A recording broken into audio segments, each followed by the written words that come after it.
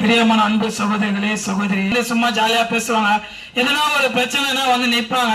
அதே வந்து பாத்தீங்கன்னா உங்களுக்கு எதனா ஒரு பிரச்சனை பாத்தீங்க அவங்களுக்கு எதனா ஒரு பிரச்சனை நீங்க போய் நிக்க மாட்டீங்க. அது மாதிரி வந்து நின்னாலும் திடீர்னு பாத்தீங்கன்னா சொல்லுவாங்கன்னா என்ன அன்னைக்கு நான் உனக்கு ஒரு பிரச்சனை நான் வந்து நின்னேன், எனக்கு பிரச்சனை நீ வர மாட்டேங்கிறேன். இந்த மாதிரி வந்து எதனா ஒரு காரியத்தை சொல்லுவாங்க. மனுஷனை பாத்தீங்கன்னா நம்ம மூலியமா எதனா ஒரு தேவை இருக்குதா இல்ல அவங்க மூலியமா எதனா ஒரு தேவை இருக்குதா